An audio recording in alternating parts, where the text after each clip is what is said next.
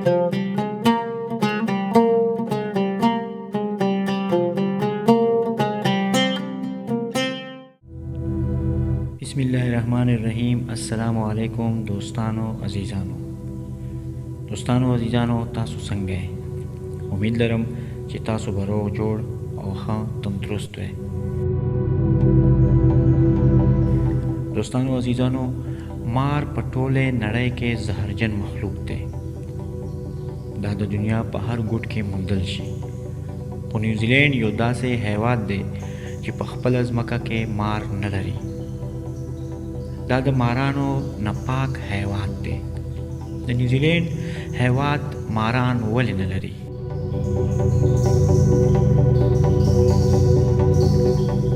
The Marano the नश्तुन लपारा दलील ख्वरो दी फिक्र और सवाल वर्दी ज़का ची द न्यूजीलैंड निगदे हैवात ऑस्ट्रेलिया द जिनो खतरनाक जहरजनो मारानो कोर गणाइशी। साइंस पोहान मुख्तलिफ वजूहात पेश कवी।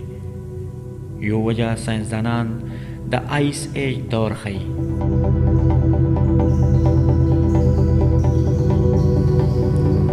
आइस एज दौर सशहरी आइस एज यो दासे दौर वो چې د دنیا جوړېدو په تاریخ کې د زیات یخوالي په وجه تقریبا ټوله دنیا برف او واوره شوې وه.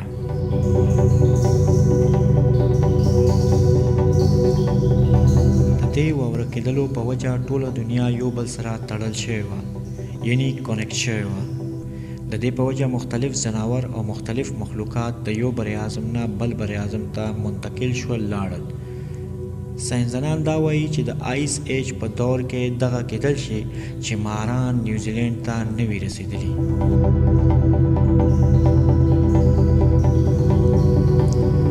دویمه تیوري یا مفروضه د ټیکټونیک پلیټس ډرفټ باندې خپل اساس لري.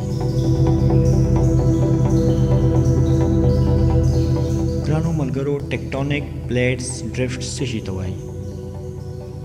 ملګرو، ساینسدانان دغه وایي چې مخکې د دنیا اووه بریاعظمونه په خپله کې یو بل سره تړلي وو. بیا د وخت سره سره د ځمکې لاندې چې کوم پلیټونه دي دا خپله کې جدا کېدل شروع شول.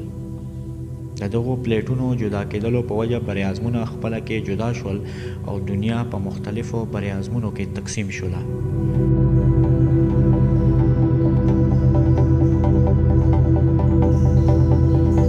نیوزیلینډ د مارانو د پیدا کېدلو نه اول د ټولې دنیا نه هم د دغې ټیکټونیک پلیټس ډرفټ په وجه کټ شوی یو بیل هیواد و لکه چې څنګه اوس دی. د دې په وجه ماران نیوزیلینډ ته نه دي رسېدلي.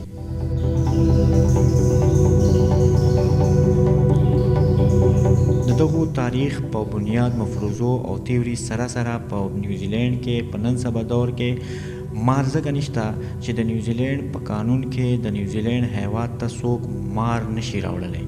حتی کې چړیاګر کې هم د نمایش لپاره څوک مار نشي ساتلی. د دې نه علاوه د حیواناتو ساتلو په توګه یا د سمندر په لارې د مارانو راوړل د ملت قانون لاندې په کلکه منع دي. د نیوزیلینډ په قانون کې دا ممنوعیت ولې دی؟ ګرانو ملګرو، دا قانون یې ځکه جوړ کړی دی چې نیوزیلینډ کې بعضې ځناورو او بعضې مرغیو د ژوند لپاره ماران ډېر خطرناک دي. ماران د دغو ځناورو او مرغیو ښکار کوي او همدغو ځناورو او د مرغیو تعداد په ټولې دنیا کې نادره یعنی کم دی.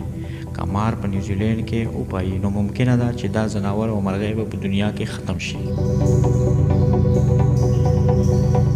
ګرانو ملګرو، دا کیست په نیوزیلینډ کې د مارانو د نشتون معلومات لپاره و. امید لرو چې تاسو به دا کیست خوښ شوي وي.